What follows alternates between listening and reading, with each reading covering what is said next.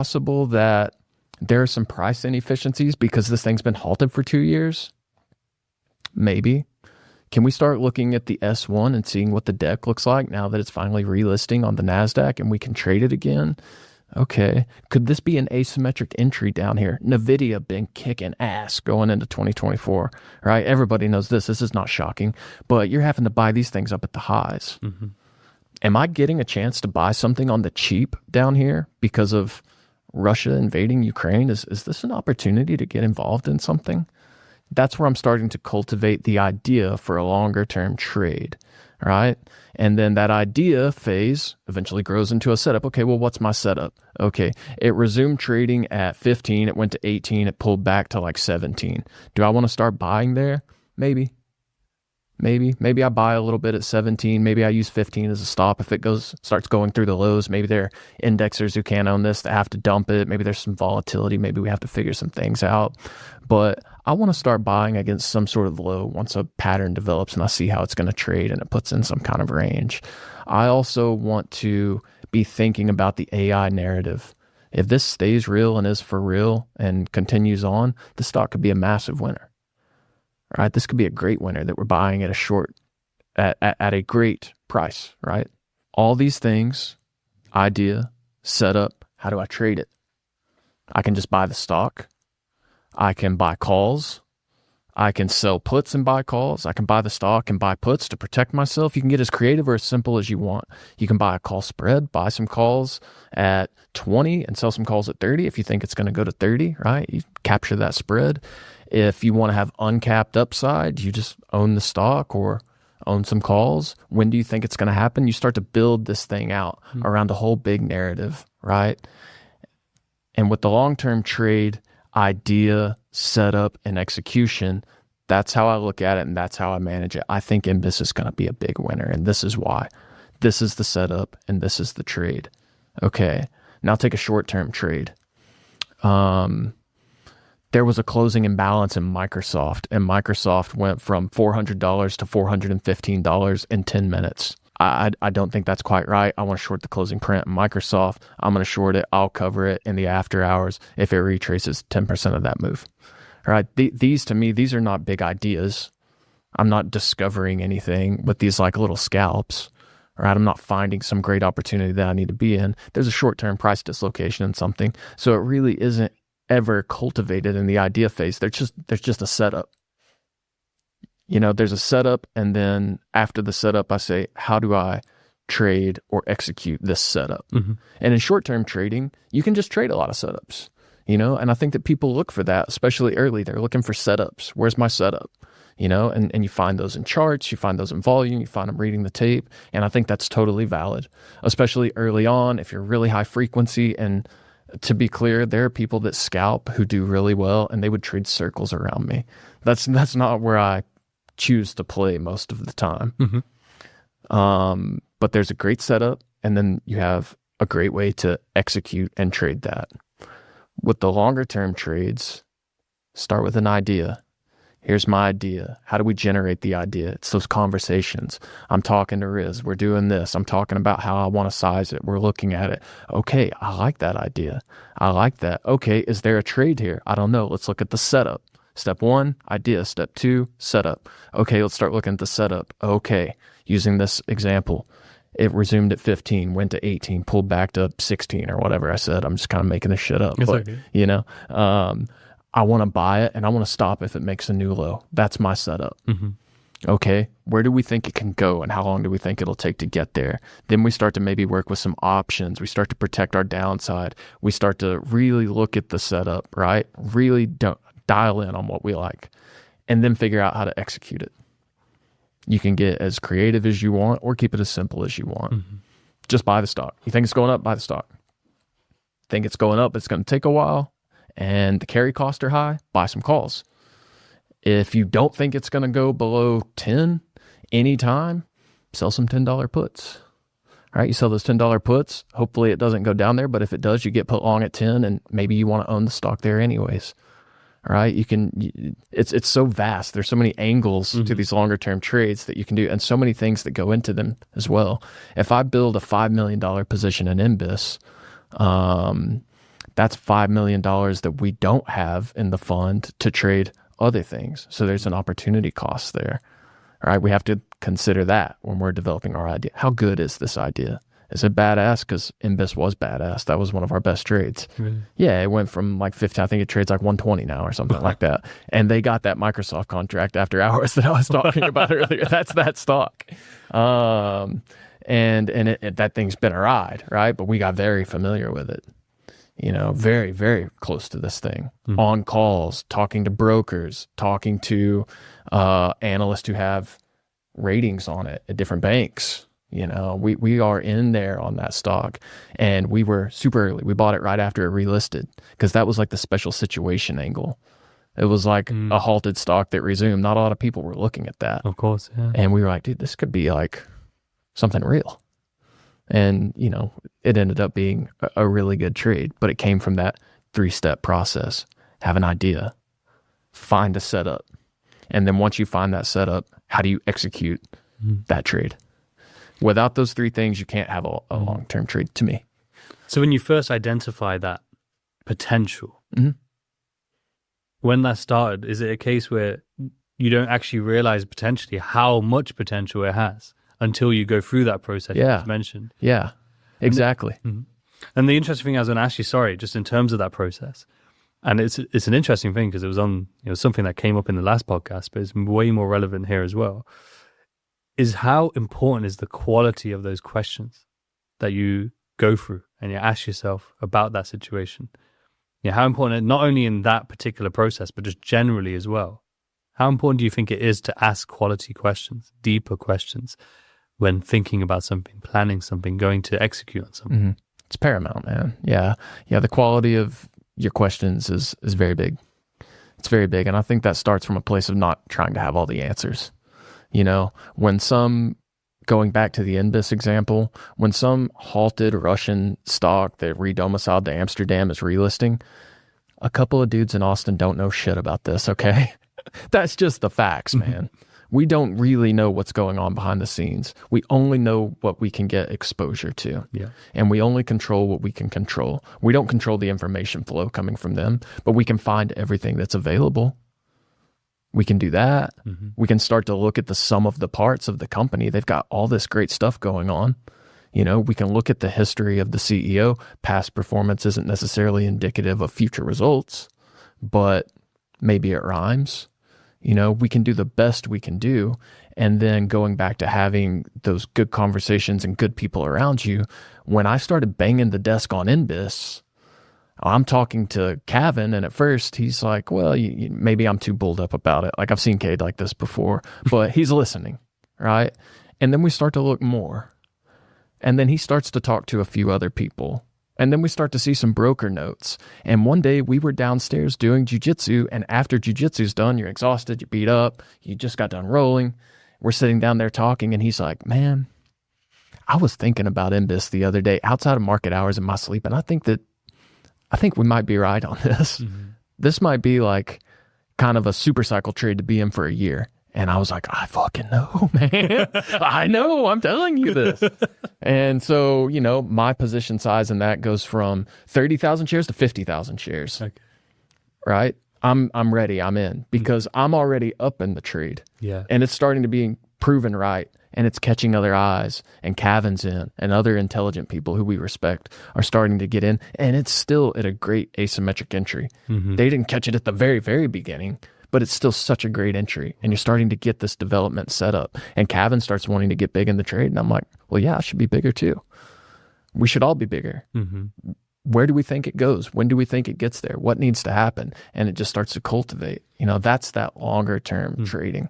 So just to break that bit down, like what's the mindset in those scenarios when it comes to risk management, when it comes to when to get out, when to take profit? Like what are the factors that go into those sort of things?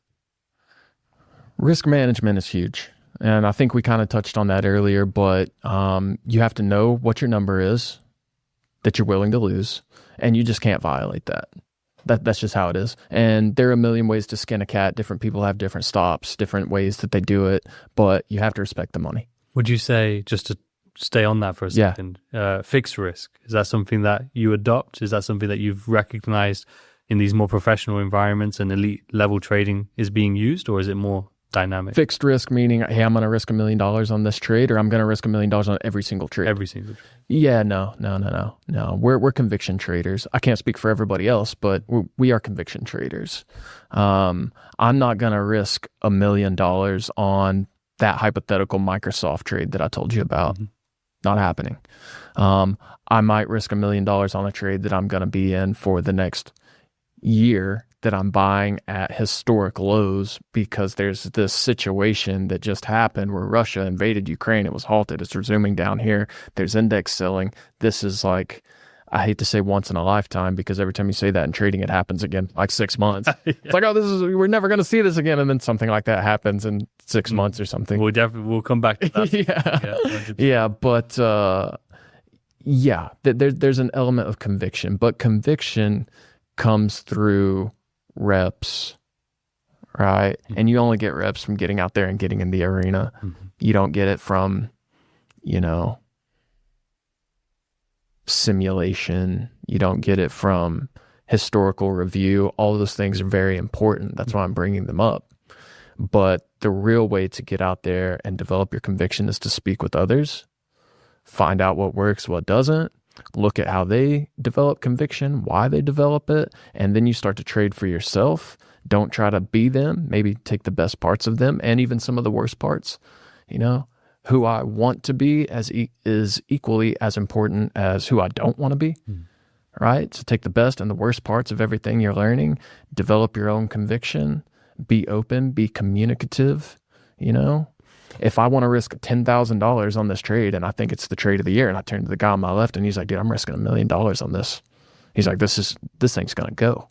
I love this. And if it doesn't, right, when you start to talk like that, I can feel myself like the hubris coming up, like this is going to go. When you start to talk like that, check yourself a little bit. Those are like signs of you're getting a little too bulled up. Check yourself. Make sure you're not getting too crazy. Continue to communicate with others, get back with the process, acknowledge and understand that we have no idea where the stock's going to go. We don't control that. That's totally outside of our control. We only control what we can control, which is our entry, our exit, our risk, our mindset. That's it. Riz has no control over where stock goes. I don't either. Nobody does. But we can control our mindset along the ride. We can control what we're risking if it goes against us. That's how we do that. That's how we look at risk. How about the exit side of things? Exit's tougher, man. Exit really is tougher. And I wish that there was a perfect exit, but from what I found, there's not. Different people have different systems. I find that sometimes systems developed by really smart people end up just sort of paralyzing them. Because it's just so overly complex, right? My system is not perfect by any stretch. I'm sure it could probably use more analytics and tools and data crunching. That's not really who I am. So it would be great to have some sort of better exit, but the holy grail exit, that's tough, man. That's tough. We like to joke around. We joke around at our office when we get in something, if it doubles, we like to say that we're going to Dublin. We're like, man, Dublin's nice this time of year. And if you're flying over to Dublin, let's say you get in a stock and it doubles ASAP. Okay, you just made it to Dublin. Should you hop off? Dublin's nice this time of year. We got there quick. It depends. Depends on what your time frame is. You want to stop in Dublin? Maybe you stop and unload a couple bags, right? Take a little profit. Maybe you want to fly straight over and go to Tripoli. Yeah. We talk about that too. Maybe you want to just keep cruising. Yeah. And then at what point are you just being an asshole? Right? And I'm being serious, and I hope this doesn't come off unprofessional.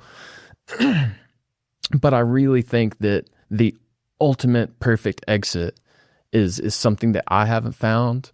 Nobody that I'm working with has found. It's difficult. We systematize a lot of things. We do have a ton of systematic trading. Absolute return strategies are what we look at, but there's an element of discretion to it as well. And in a longer term trade, it is difficult to have that perfect exit, in my opinion. I'm sure somebody's out there's got one, but I haven't seen it and I don't have it. In terms of that example that we were talking about, where you had identified this hole, it's come back. So with that one in particular, exiting that sort of position, is there an element where it's starting to become, well, it's had a certain return, it's starting to become more known and more talked about within the general sphere? Is that an element where it's like, okay, maybe it's time to sort of scale out of this? Yeah, sure. And look, it just depends, right? If it reaches the point where you've now got Goldman Sachs putting price targets on stuff and really sharp minds are doing analysis on it, well, they're going to have way better analysis than me. I'm no analyst. I'm just a trader, right? We're talking like Ivy League PhD types diving into this stuff now with all the access in the world. They know everything. They're the masters of the universe. They know so much more than we know down here. And I understand and accept that. So yeah, if I buy a stock at 15, 16, 17 bucks and I have a chance to sell it at like 70 to 90, which really happened in Inbis, yeah, I'm selling some for me. I sold some. When Goldman put out a price target on it. And right about the time I got out of my entire position, it rocket shot after hours. This was fairly recently, like maybe a month ago or something like that, on a huge Microsoft contract. They had been kind of dangling this carrot for forever that there was going to be this big contract with a known player. And we're like waiting, and nothing ever came around. The trade was a monster. Things to me started to, we've had some great trades. The AI theme is great. For now, it seems like, we'll see the timestamp when this comes out, October of 2025. The market's rocking and rolling. And it looks like it's just up only from now on until otherwise noted, right? Like things are just going up, but it's starting to seem a little frothy. Some of the moves have been very vertical, and now we're starting to see the things that I mentioned earlier, like these nuclear de-SPACs, quantum de-SPACs, they're really starting to go. Bitcoin made a new high last night. Sneaky. Nobody was even really talking about it. Cruising. Altcoins are starting to pop. We're starting to, what I would suggest is maybe a little froth. We're starting to see some of that. So yeah, if I've got swing trades and I start to see some of that stuff happening, maybe I want to take a little risk off the table. I still want to have some long exposure. The guy to my left who I'm trading with, he kept a little bit of Inbis exposure and he ended up crushing it way harder than I did by staying in some. I got totally out. But in that scenario, what goes through your mind then, even at this stage in your career, even though made profit, when that sort of thing happens, what goes through your mind now? That it was an excellent trade and I'm glad he held on to some. We laughed about it. I was like, oh, that's perfect. I just got out of this. It was such a banger anyways that who cares if it keeps going? My trade was collared through the end of December anyways. Gotcha. So it was like, okay, I'm getting out in December. This thing has gone, Riz, it was just like once it just went vertical. Yeah. And it was volatile too. Big P&L swings from staying in that thing. Six figures a day. And you do that, you understand the trade. It's still there. It's a very volatile trade. And to have been in that during the little Momo blow off kind of semi correction we went through in February, March of this year, and then all the way down into April with the tariff tantrum before things bottomed and went. That was a rocky ride, man. That was a rocky ride for some swing trades that were put on in 2024. What was that like, experiencing those P&L swings while also, as we talked about, still trying to trade day to day, opportunities that come along? Like, how do you see that, observe that, have that going on, and then trying to execute and still maintain that presence? That period of time was a little bit difficult to have a long-term book, and it was very stressful. It was difficult to sleep, right? And when I was talking earlier about balance and things, balance isn't just daily, right? Every day isn't joyful and beautiful walks and smelling flowers and stuff like that. Sometimes balance means, hey, I'm about to be grinding hard for the next month, at least it seems, but the market is crazy. Anna, I love you. I'm going to be busy and I'm not going to be like chipper about things. She knows the game and she's very supportive and she understands and has my back on that, thankfully. Other things have to take that they're in the sidecar. They're off to the side. Those longer term trades got rocked. They got freaking rocked and the P&L reflected it. However, in those really high volatility times, we're also volatility traders too. You know, we trade some volatility. Imbalances were crazy. Big moves in mega caps. I mean, SPY was moving like 4, 5, 6, 7%. One day it moved like 10%. The moves were crazy. So the short-term trading was great. Yeah. It alleviated some pain. Gotcha. We're kind of robbing Peter to pay Paul. Yes, yeah. In that sense, but we're still doing our job, chopping wood, carrying water, making those good trades the best we can. We're still managing our long-term positions. We're looking at them, respecting our risk still. But to have those unrealized gains start to just evaporate, it's like, oh shit, man. I thought I wanted to do some bigger core positions and now I'm getting put to the test for the first time. To that exact point you just made there, is that the reality of progress and building your reps, building your tolerance? Is you have to just experience it. You have to experience that, those P&L swings coming down, experiencing having to manage that, short-term trading to almost offset that long-term trading. That whole process, is that the only way you would say that really happens to build that skill set, build your tolerance to be able to then handle it better the next time, be able to not only handle it better, but go to the next level, if you will, in the future? Because I think a lot of people do spend time trying to avoid, these P&L swings, avoid drawdowns, avoid losses, to a point though that they then actually harm their upside as well, because they don't build their tolerance to risk. Does that make sense? It does make perfect sense. And I think the things that we avoid are going to sneak up and bite us in the ass most of the time, right? We know this. It's another one of those. I don't think that's necessarily like the way it's said. It's another one of those like timeless things, The things you avoid tend to work their way in there anyways. And I won't say that getting out and getting reps and getting your hands dirty is the only way. Yeah. But it's the only way I know. Doesn't mean there's not another way. You don't always have to touch the stove to learn something. Maybe you can see somebody else touch the stove and you can think, oh, wow, that might be hot. Would you say one interesting thing was that, as you mentioned, that someone held on, right, and was able to profit from that up move? Yeah. In terms of the environment you're in particular, is it more of like a team P&L environment and a team performance across everyone on the floor, everyone in the fund? Or is it still individualized in terms of your performance? It is individualized internally within the sense that I have my P&L, this trader has his P&L, and this trader has his P&L. It's all totaled up into the fund performance, and we have quarterly and annual returns to our investors. Gotcha. Right? But we see who contributed what. Okay. Gotcha. Makes sense? Yeah. It's great. So then in that scenario, does it help your psychology or your mindset as a fund level to know that as a fund, this guy's still in? Yeah. Does that make sense? Yeah. And I think this is something that I experienced in different prop shops. And it was one pitfall. I feel like I hit every fucking pitfall that you could ever be in. Yeah. Right? I was in all of them. There was one that I was able to escape for some reason and never even get into. And that was like the envy. Right? You can get a long ways by not being a player hater, man. You really can. Yeah. You really can. The envy is just poison. And there were a lot of people at prop shops who would be envious of others' performance, envious of the success, envious. Now, did I compare myself to others?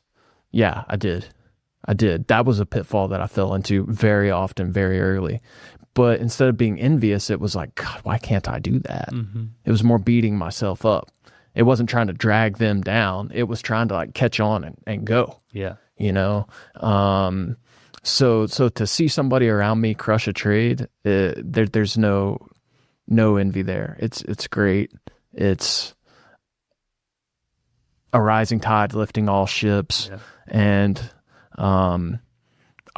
I put us all in that trade. Yeah, That's my little badge, right? If I want to bring my ego back in for a little bit, like, hey, you're welcome. Yeah, You know? I love. But it's all friendly and good nature. We want to see each other do well, and not everybody's that way. Yeah, Even at a professional prop shop, you're not going to encounter people who just want to see you thrive. is that why you regarded it as the Garden of Eden with your environment? You want to keep it that way. That's what we're trying to cultivate. Yeah. And it's a work in progress, right? course, yeah. It's still not there, but we're doing our best to not bite the fruit. Yes. You know? Yes.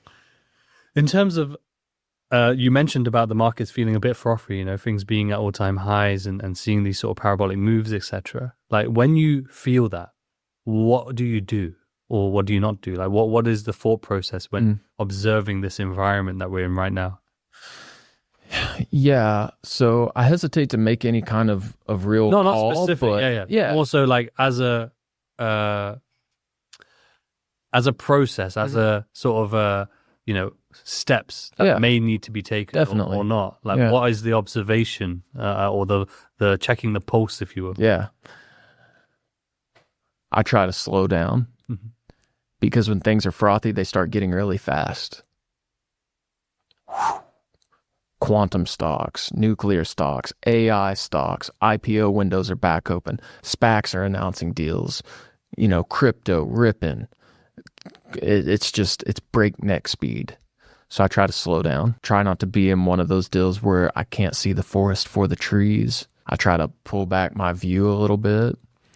I try not to jump to too many conclusions. I try to continue to ask questions and know that I need to trade what the market is reflecting back to me. You know, I believe that things are a little frothy, but does that mean I'm going to just go get short? No, it looks like things could just keep going. Like I said earlier, it's like, okay, yeah, that's a great idea. If you want to get your balls blown off by some quantum stock, you know, I don't need that in my life. I like being alive, you know?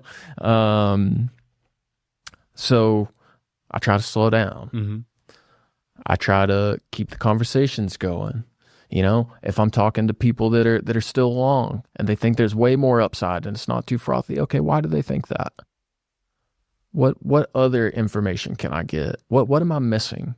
You know, because I'm starting to take off a little bit of risk. I'm not necessarily getting short, and I'm not unwilling to get long something. But the setup, if you remember the 1, 2, 3, the setup and part 2 of that little 3-step process, it's totally different up here than it is down here. Yeah. The setup is totally different. And I might have an idea that something can go further. The setup is going to have to be such that I can still frame a good trade and execute it and have good expected return on that. And if I can't find those 3 things, I just ease back. You know, I've got a little bit of long exposure. Maybe I take a little off, be conscious, be cognizant of what's going on. When it comes to shorting, is that something you guys do as well, or something that you operate? Yeah. We'll short stocks. When it comes to shorting stocks, then, and especially if, as we said, we're at sort of highs. Out of interest, is there particular things you need to see first before you would even consider looking to short, like any sort of confirmation or a move down already, or the other themes involved in that sort of decision making?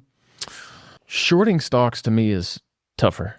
I feel like we should get paid double for making money shorting a stock. You probably should. I feel like you more skill involved. Yeah, for sure.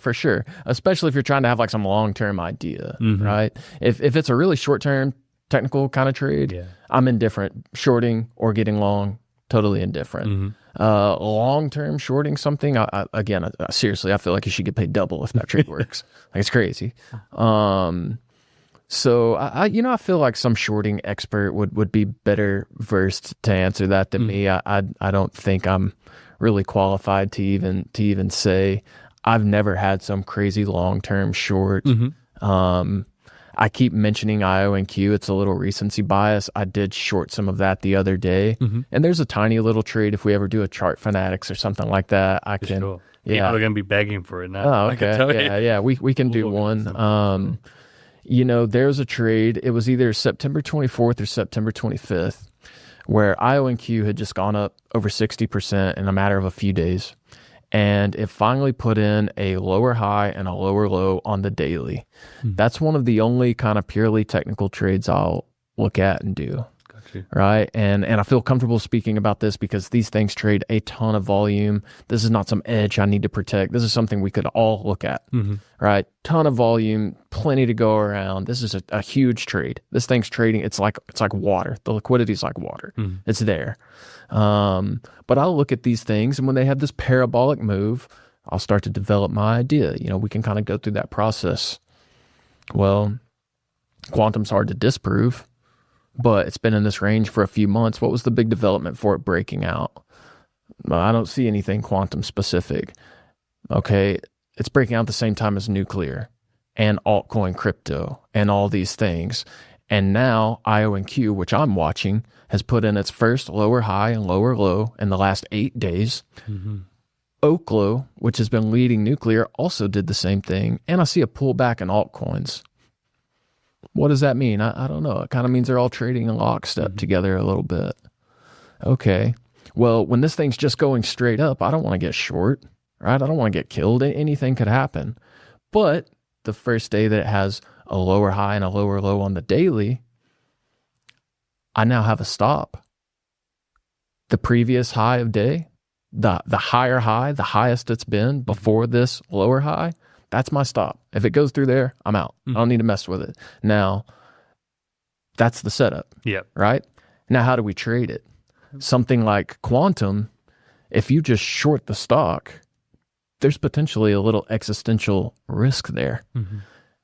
What if all the quantum shit's true and they have this like million qubits machine and they hack Bitcoin and Bitcoin's down 50% and IONQ's up 200% overnight? Like, unlikely, but I don't know. Like, maybe they announce some deal. Anything could happen. So I probably can't short the stock. I could buy some out of the money puts or some in the money puts.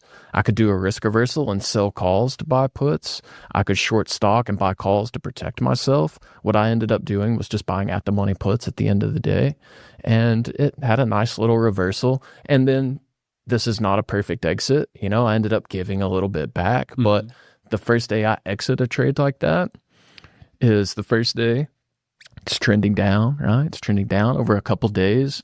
I'm not stuck in the minute chart, the day to day, because these things are volatile and wacky and there's headlines everywhere. I want to just give it a chance to have a nice pullback after this parabolic run. I'm just kind of looking at the daily, taking a small shot with some puts.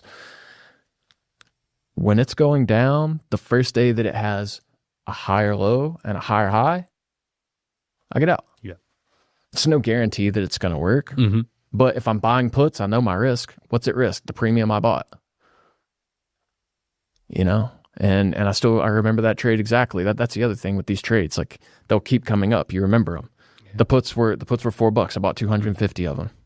How do you, in terms of remembering them, that was going to be one of my questions. In terms of, are you just remembering them simply because you did them, or are you remembering them because you not only have the process before that we've discussed, and that's a detailed process, but equally, what does the review process look like afterwards? Like, was the documentation of that trade after the fact, or after the execution, for example, and the continued until the end of that trade? My documentation, we were joking about this earlier. It's like prehistoric, man. It needs to be brought into the new century. I have a gray like Costco tub completely filled with journals, dozens of them, just like old school spiral notebooks. Again, I had one sitting on the desk earlier, and I tossed it to the side because we're doing a free form convo, so I didn't really read the note or need the notes. But I'm writing out that 3-step process as I'm getting into a trade, just writing it on paper. I write very free form. I move place to place. I might box something over here and draw a line and connect it over here and try to make it all make sense and weave it together. I'm writing as it's happening. I'm looking at my targets. I'm looking at how I'm doing things. And then when it's done, I do a little post-mortem on it. Is it perfect? No. Would I love to have all these easily accessible in my computer in some sort of database where they're not gone if it floods or something like that? Yeah, of course. But for now, my caveman system is what I've got. I'm journaling on pen and paper. I feel like there's something that just flows for me better. Mind to hand, pen, paper. I'm able to just freeform things, and that's kind of my process for how I'm doing these, and that's how I remember them. Right? I know exactly what I paid. I know exactly what I sold them for. I know exactly. I could almost tell you exactly to the dollar what I made on that trade. Almost exactly. Yeah. All right. If you didn't do that element, not the before bit, the process, but the continued documentation of the trade for its entirety, essentially journaling, right? And collecting that data. Mm-hmm. If you didn't do that, do you think you would be as good of a trader as you are? It's hard to say. Mm-hmm. I lean towards the answer being no, but I'm not sure. I just think it's part of what I do. And most, you know, sorry. Exactly. No, I think we're completing each other's thoughts here. Most of the good traders I know are taking relatively diligent notes. Mm-hmm. Now, am I a perfect note taker? No, man. No, I'm not. You know, these little scalps intraday that there's no real idea. It's just, hey, this is a setup we know. This is like a chop wood, carry water kind of thing. Mm-hmm. Make a few grand here. This is a setup we know. Breaking news, whatever. It's just some setup. I'm not journaling those real diligently. You know, I'll look at them at the end of the day. Oh, okay, that was a breaking news trade. I tag my trades by what they are, right? And I'll start to look at them. And let's say these breaking news trades that I'm not journaling on very diligently. Let's say at the end of the month, I have tagged my trades and I took 10 news trades, just for easy example, and I lost $100,000 trading news. I made $500,000 on the month, but I lost $100,000 trading news. Okay, I want to look at my news tag and I want to say, well, why did I trade this, this, this, and this? And I look at my notes and they're sloppy and I don't really have any. I can start to say, okay, the news trades I'm doing aren't working. I'm not journaling them. I'm not being diligent. I'm getting sloppy here. I need to fix this. Mm-hmm. The month was still fine. It was successful. Yeah. But could there be some addition by subtraction? Could I clean up this nastiness? Mm-hmm. And how did I have all of this slop and still make money? Well, I'll look at the tags that I have that made money. Okay, this trade was good and this strategy was good. Can I lean more into those? You know, did I get lucky somewhere? Oftentimes the answer is yes. Sometimes you get a little bit lucky. Mm-hmm. You know, that cuts both ways. Sometimes you're unlucky on stuff. We were long app when it had the short report, right? It had gone, this was in like February or March. We had been kicking ass in app, APP, right? And it's just screaming. Momo starts to sell off in everything. Palantir, all these names were really selling off. People watching this will remember, right? It was a nasty sell off, like we alluded to earlier.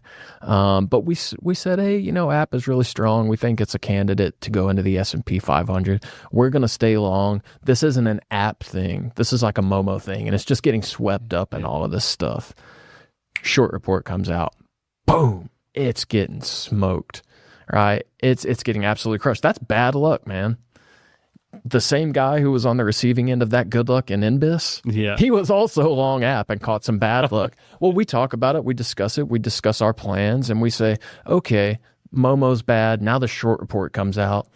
Maybe the bad news is baked in. This thing just went down a lot. The next morning, I've never seen this before, but it happened. Another short report, back to back. This thing went down like 200. It went from 500 to like 300 or something like that. It got fucking blasted, Riz. It was murdered. It was murdered. And I think we were long from like 350 or something like that. I kind of forget the numbers. It now trades at like 660 or something like that. It got added to the S&P in the September quarterly. So we were a couple months early on our S&P prediction. But early, obviously, is also wrong. Yes. Luck cuts both ways. Yes. Bad luck, good luck. But when you're positioned in those things where these stocks are volatile and they're moving, you're in the right stuff. Sometimes you catch a good break. Sometimes you catch a bad break. How much of your trade sort of generation and thesis and management comes down to probabilistic outcomes? So as you just mentioned there, so this potential for the S&P to be added to the S&P, or the potential of these reports, and adjusting, maybe not doing it from a math perspective, but maybe you are. This will be interesting, but generally speaking, like taking in these factors and adjusting, okay, what is the outcome potentially here, or how does this adjust here? Is that generally how you guys are kind of thinking and operating around your trades? Yeah, I think that's about right. And to make sure I understood you, I'll just kind of answer how we look at these trades. Yeah, there's always an element of mathematical risk, right? And I'm also no mathematician, but we do have a guy on our team who is very intelligent, much more intelligent than I am. Quantitative kind of guy. Really? Right? I'm a trader. That's what I do. That's kind of like what our CIO does. We're trading. But we have very, very smart people that we can bounce things off of, and we bounce things off of each other, right? So it's not just math quantitative. It's not just discretionary. It's not just, hey, if it breaks 350, I'm getting out. Because it might break 350, go to 348, and then be a very valid long ride after that. We don't want to be too rigid, but we don't want to be too flexible. Ultimately, at the end of the day, the number one thing you have to do, no matter what your system is respect the risk. You can't blow up. You can't take yourself out of the game. If that's the guiding star and the true north of your risk management system, then you'll be okay. We don't have a perfect risk management system. Yeah. I haven't met anyone that does. But we have all the elements that you discussed, and our ultimate risk management is, hey, we're going to set out, this is the amount we're risking. And if we get there, that's it. You know, maybe we have it's not just, oh, it hits, I'm risking $1 million instead of $1 million, mark it out. No, you know, we're not doing that. It's discussion time. Yeah. Maybe it takes some delicacy to get out depending on the trade and how it's set up and what's going on. It might be a more thin, illiquid type of thing, which it generally is for us. Maybe we can't just blast out of it. But respecting the money at risk is number one. And if that is your guiding principle in your risk management and the way you handle your stops and all of that, you're going to be fine. In terms of identifying themes, so we've talked about a few, nuclear, quantum, AI has obviously been big, microchips has been big, past years you had weed stocks, you had all sorts of things. Yeah. Is there a process where something can begin to get on your radar in terms of, not before, it's hard to say that, right? But like, trying to identify new themes so that you can stay ahead of the curve and take optimum positions. Like, is there a certain thing that you guys will do or you will do to try and identify these sort of themes before they become more mainstream? You know, we don't have anything at the fund level that we do, but for me, I like to just stay curious, you know, and one of the things that's piqued my curiosity now is like, so AI, as you already mentioned, is obviously ripping. That's no secret. But, you know, I'm asking the kind of broad questions like, what even is AI? And why do we only access it through a couple of different channels? Like if you want to use AI, what do? We go to ChatGPT or Grok or whatever. You know, I guess Amazon, Google, Meta, they all have one. So that's like 5 people, right? Mark Zuckerberg, Elon Musk, Sam Altman, the Google guys, Jeff Bezos. Okay, they own AI. Basically, they're the gatekeepers of AI. Can that really work like that? I don't know if it can or not. So I try to be curious, be a student of history. I look back at the early days of the internet. People used to have to pay money to get on the internet. It was like $1 a minute or something like that. And there was just like one way to access it. All these stocks went crazy because they were internet stocks. People knew, hey, this internet could be real. It obviously caused a big boom and then a big bust. I don't know where we're at in the AI cycle right now. I have no clue. I'm not making any projection on that. But I think that we are in a spot where there is a new massive technology out there that you and I and most people probably don't even understand the gravity of which it might possess. So what does the future look like in that? You know, AOL and Yahoo were like the biggest things in .com. They're like nothing now. Yeah. They were the biggest things because that was what people could understand. Now we have things like OpenAI with the $500 billion valuation. Anthropic has some crazy one too. I don't know what it is, but they have these crazy valuations because this is what we know. This is the AI we've seen. And it's like talking to some chat. What businesses are going to be built on that? Think about the businesses that were built on the internet. Can you even imagine trying to explain like Redbox to somebody Netflix to somebody in 2000? It's like the internet's this new thing and you come to them with this idea. You're like, Riz, check this out, man. You're going to love this. You've been to Blockbuster, right? Yeah. Every movie in there. People are watching VHS tapes at this time. We're going to take every movie that's in existence and we're going to compress it on this little file. And people are going to use the internet that they're talking about. They're going to have it in their house on their TV. They're going to get on our site, pull our compressed file and watch any movie they want. You'd be like, dude, that's not going to happen. Yeah. Like, that's the craziest idea. Explain Uber to people in the .com time. 100%. Yeah. Like, hey, man, everyone's going to have internet in their pocket. And if you ever need a ride, you're going to just get on the internet, hit a button, and someone else who's on the internet is going to come pick you up, and you're going to just get in their car. You'd be like, hey, man, what? Yeah. So what things in AI are going to develop like that we don't even know? And like, these are just like parts of our life now. Yes. You know, what is the value of the internet? I don't even know if there's a way to value it. Like, everyone has a website. Everything is online. Like, it's such a part of the world. It's a part of the market. Like, how do you even value that? How do you even put a value on artificial intelligence? What's going to come from it? So those are like those... Comes back to those deeper questions. Yeah, those are those things I'm thinking about. Can it stay centralized? Or is there going to be like a decentralization of the internet? Kind of like there's this new project called BitTensor that's super interesting. And there are a bunch of kind of market legend type of guys getting involved in it.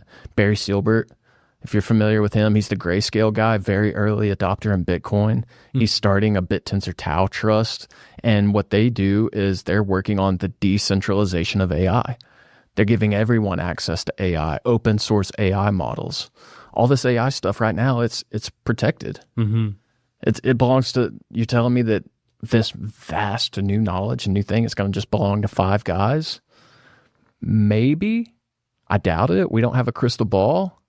But if it grows into what it seems like it could, and there are all these businesses built off of it, I think we're probably at the tip of the iceberg. And so to weave all this back together, staying curious and thinking about these things like this and digging around and finding these things and finding these players that are involved in stuff, that's how I'm looking for like super cycles and the next trend and the next thing to be looking at.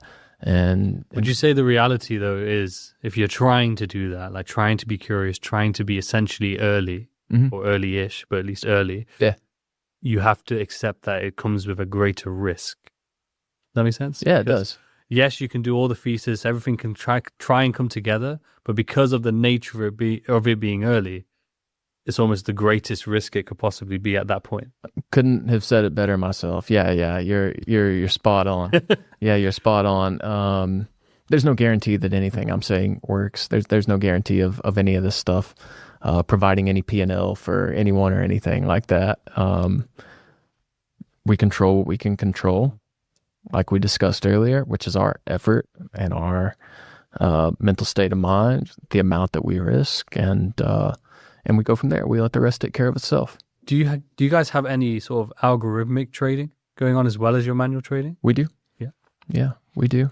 I'm not smart enough to actually do it, but luckily we're able to talk with some guys who do algorithmic trading. And I can say, hey, I like to do this, this, and this. This is something I feel is repeatable, usually from a setup place. And they're able to work on getting some of that systematized and automated, where maybe I don't see every single setup, but the model does, and the model can trade it. And it's a very short-term trade.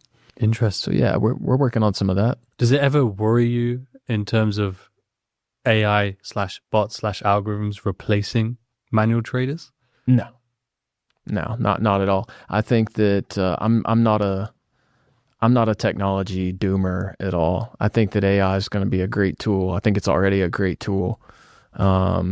and I look forward to it getting better and using it more. I have no idea what it might turn into, like Terminator. I don't know. It might kill us. You know what I mean? Honestly. But if that happens, we got bigger things to worry about than trading stocks. You know what I'm saying? Yeah. So I'm not worried about it taking the job of a discretionary conviction trader. Mm-hmm. I think it's going to be a great co-pilot. Okay, I'm sure we could keep going, and I would love to keep going, honestly.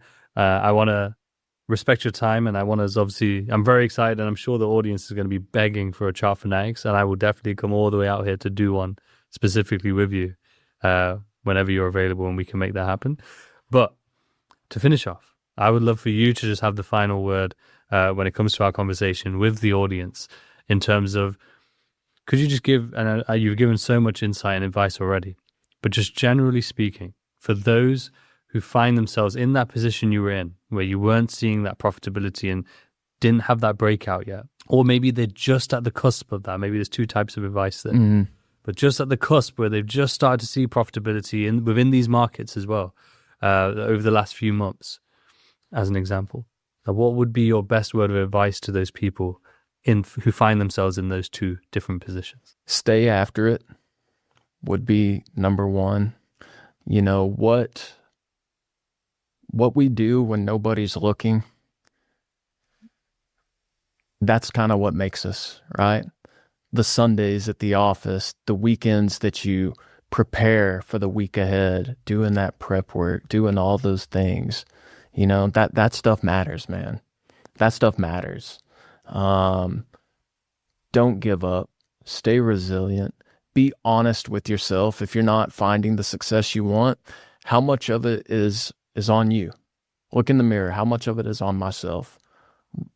What am I not doing, or what am I doing that's keeping me from getting to who I want to be? What are you doing that's keeping you from getting to where you want to be? And be honest. Be open to feedback. You know, I've gotten some feedback in my life that I did not want to hear.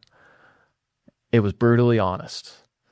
The guy, Kenny, that I told you about, old school New York guy, brutally honest. Somebody from the panhandle of Texas, we're not used to that, right?